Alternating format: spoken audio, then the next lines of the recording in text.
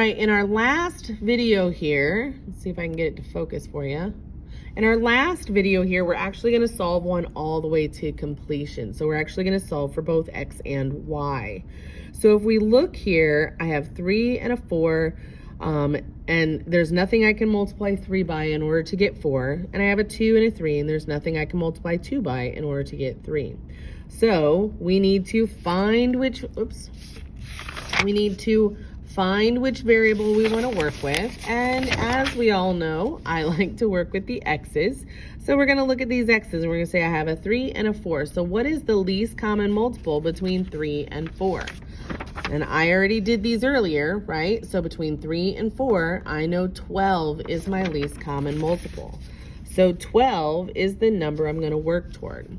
And I like to write it up here in the corner so that I remember as I'm going through this what the least common multiple is that I'm working toward, okay? All right, so 3 times what equals 12? That's going to be a 4. And 4 times what equals 12? That's a 3. Okay, now I'm going to check my signs and I see that they're both negative. So that means I need to change one of those signs. So I'm just going to change the bottom one. I could change the top or the bottom, it doesn't matter. But in this case, I'm going to go ahead and choose the bottom one. So now I need to distribute that 4 across to all 3 of those numbers. Okay, so 4 times negative 3 is negative 12x. 4 times negative 2 is going to be a negative 8y, and 4 times 0 is still 0. Now I need to do the same thing to the bottom expression, right? So I have to distribute across to all 3. So negative 3 times negative 4 gives me a positive 12x.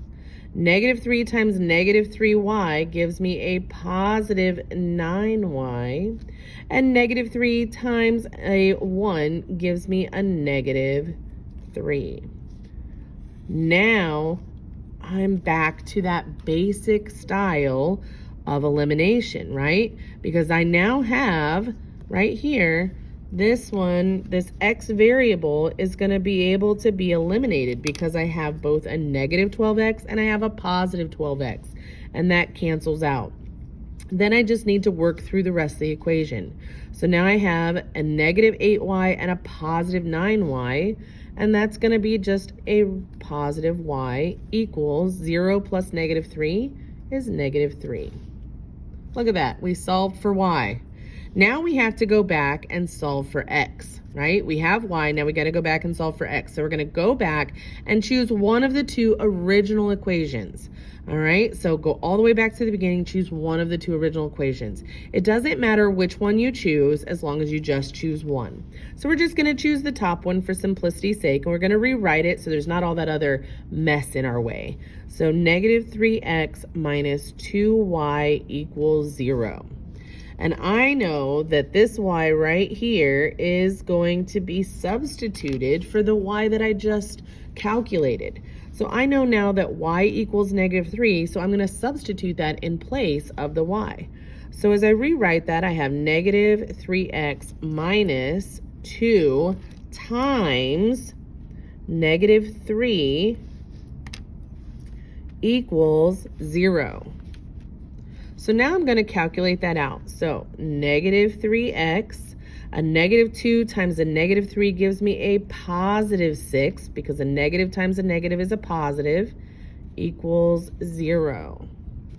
All right, now I want to get this negative 3x on this side of the equation all by itself, so I'm going to subtract both sides by 6, and that's going to give me negative 3x equals 0 plus negative 6 is a negative 6, because this one cancels out.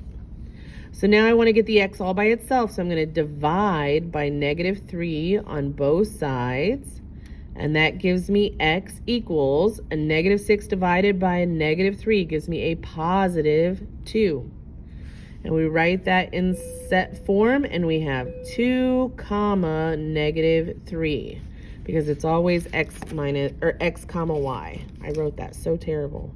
Negative 3.